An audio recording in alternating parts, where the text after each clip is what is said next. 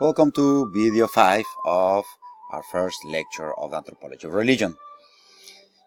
Last video we were recalling the story of Gilgamesh, and I don't want to tell you the entire story. I just want to get you curious into reading it yourself. Okay? Now, the interesting thing here in the story is that Gilgamesh, being a despot, has an encounter with Enkidu, a battle, and Gilgamesh dramatically changes.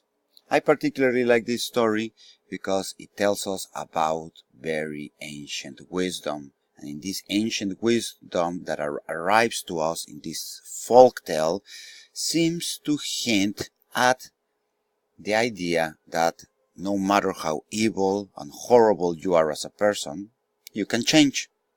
And that's kind of what the story of Gilgamesh I liked to talk about.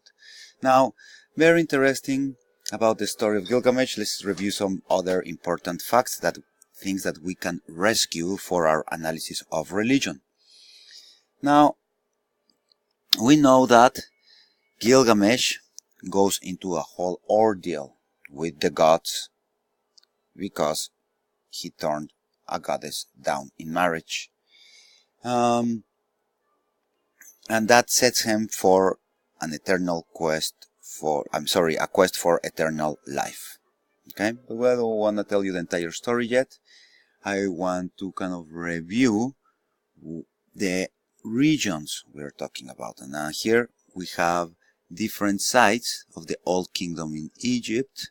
Okay? The pyramids of Giza. And this is the area of Mesopotamia, the library of Nineveh, the city of Ur, and the city of Uruk. Okay?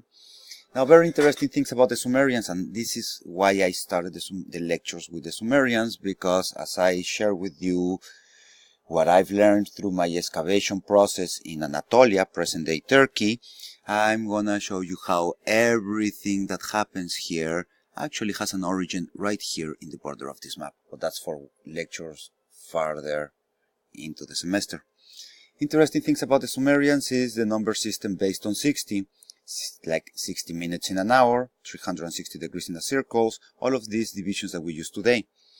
It is also interpreted that the story of Babel comes from the Bible, might have been referring to an ancient Sumerian city.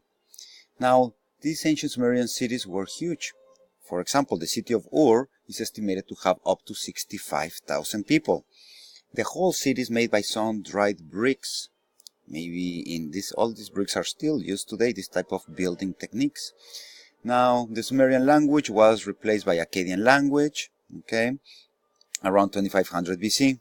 The Akkadians controlled the land we've seen the timeline before, but we know we go from Akkadians from 2300 to 1900, then Babylonians, then Assyrians. Okay. So we began our slide with our presentations with some of these pictures, with the origins of archaeology, right? This ziggurat today we know is the shrine of Nana, which is the moon god, the patron deity of Ur. Now think about this. Question, why would the moon be associated with the female goddesses? Okay. Here we have Nabonidus doing some ceremonial posture with the moon. Okay. Recalling our maps, recalling what we're doing, we've reviewed the city of Ur and a little bit of the city of Uruk, both Mesopotamian city-states in the present-day country of Iraq. We review what the ziggurats were. The ziggurats were shrines of religious practices. We know that the earliest ziggurat ever to be uncovered was uncovered 2500 years ago by King Nabonidus. Okay? We also reviewed a little bit about the Nineveh library of Assurbanipal that revealed to us the Epic of Gilgamesh among many other amazing documents.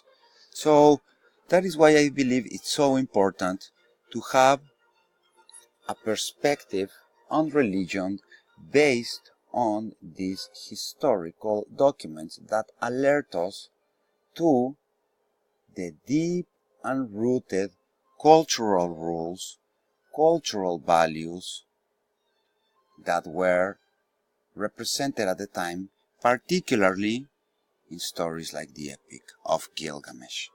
Okay? Now, we're gonna review just a very superficial glimpse of the ancient Egyptians. And before we go into the ancient Egyptians, very superficially, we will conclude this video 5 of lecture 1 to start video 6 with the dream stela.